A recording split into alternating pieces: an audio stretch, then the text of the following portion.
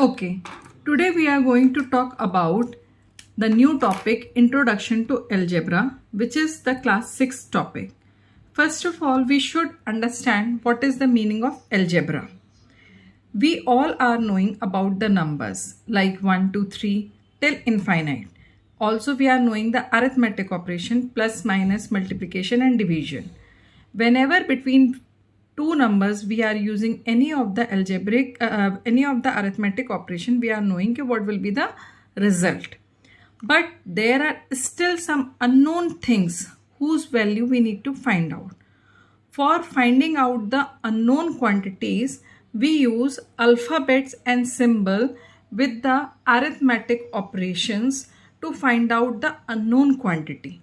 It is called the algebra. For example, suppose if anything is in a rectangular shape, I want to find out its area. So what the rule I have made? We represent area by capital A, length by small l or capital L, and breadth by small b or capital B. So area of any rectangle is length multiplied by breadth. Now suppose if I have taken this sharpener, its top is in rectangular shape. So its length and breadth I will measure, and then I will find out its area by multiplying its length and breadth. Similarly, suppose if I have taken this case, its top is also in the rectangular shape, but its length and breadth will be different from the sharpener.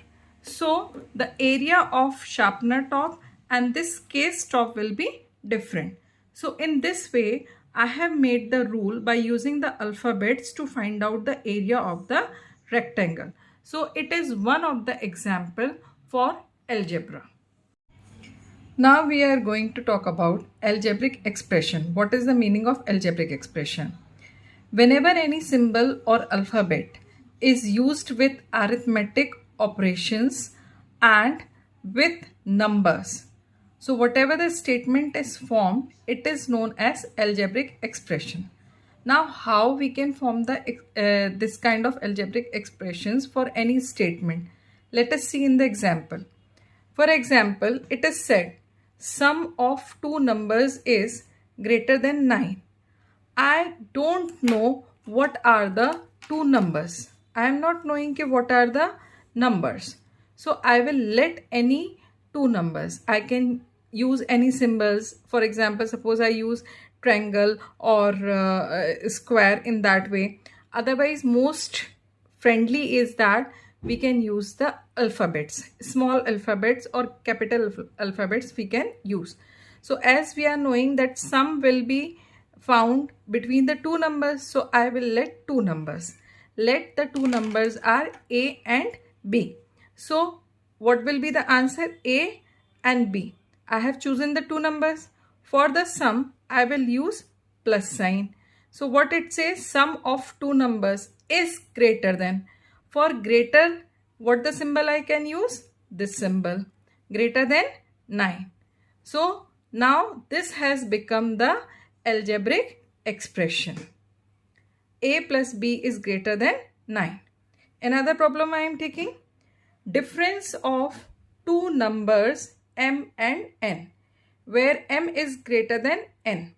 Now whenever we are using the word difference, we can use the subtraction sign. But in the case of difference, the greater number is always written first, then we write down the smaller number. Here the greater number is m. So we will write m at first, then we will put the minus sign for difference, and then we will write n. And in the bracket, I will write down m is greater than n because they have said difference of two numbers is greater. Okay, now I am going to take few more problems. Like the first problem is the product of three consecutive numbers. Here it is required to understand what is the meaning of this consecutive. Consecutive means without break. For example, suppose I have written 31, 32 and 33. Now between 31 and 32, the difference is only 1. and 32 and 33, the difference is only 1. But if I say, so they are without break. These are the three numbers without break. Suppose I am representing this 31 as the form of variable as x. So how I can represent 32? 32 can be written as 31 plus 1, that is x plus 1. Similarly, 33 can be written as x plus 2. So now what is the expression required? The first number multiplied with the second number multiplied with the third number. So this is one way to write down the product of three consecutive numbers. Now this is first method. Now what is the another method?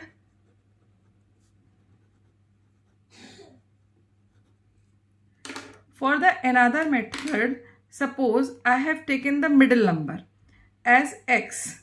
So what will be the middle number I have chosen? Middle number I have chosen as x. So what will be the previous number? Previous number will be x minus 1. And next number will be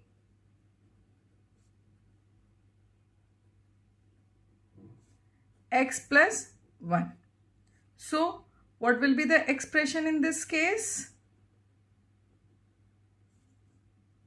Expression will be, first we will write the first number, which is x minus 1.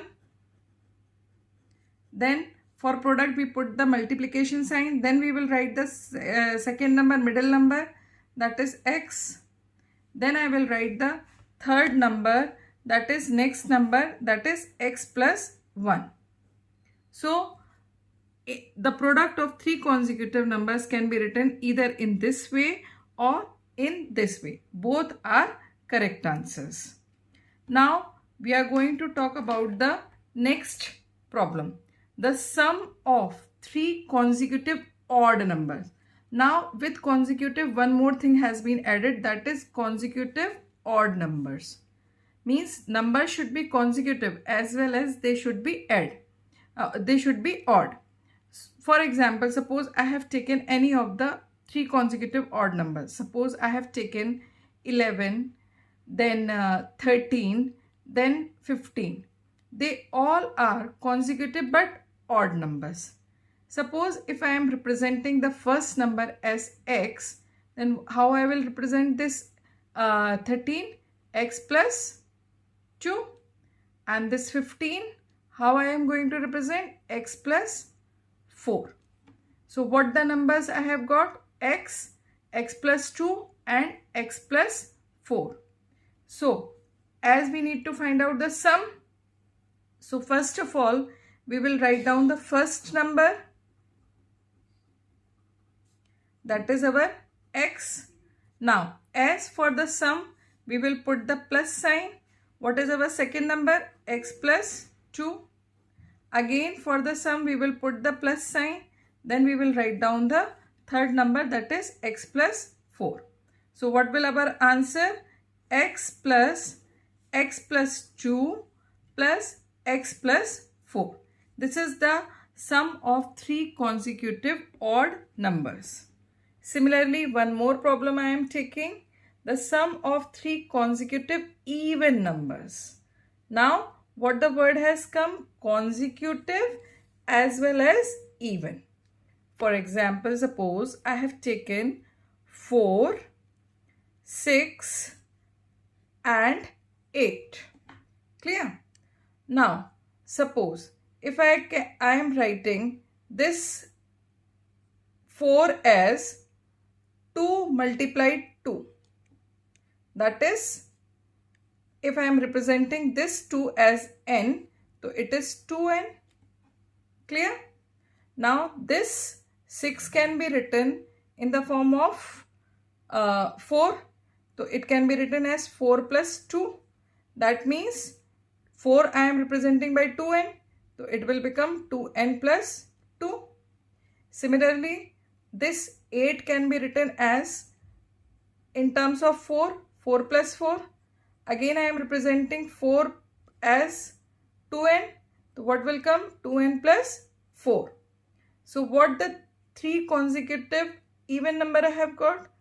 2n, 2n plus 2, 2n plus 4. So for the sum, for the required expression, what I will write? First of all, I will write the first number 2n, then plus 2n plus 2, then again 2n plus 4. So in this way, I can write down the sum of 3 consecutive even numbers. I hope this is clear to you. One more concept I just want to give you as an extra, that consecutive odd numbers can also written in the form of 2n. How? Suppose I am having 3, 5 and 7. So 3 can be written as 2 plus 1. That is 2n plus 1. Okay. Now if I talk about this 5. So this 5 can be written in the form of 3. Okay. So it can be 3 plus 2. What we have? 3. This is 2n plus 1. Then plus 2. So what it will come? 2n plus 3. Similarly, if I want to write down 7 in terms of 3, so it will come 3 plus 5. How I can write down 3? 2n plus 1. Then, this 7 can be written as 3 plus 4. So, 3 can be written as 2n plus 1, then plus 4. That will come 2n plus 5. Clear? So in this way also we can write down the consecutive odd numbers. I hope this is clear to all.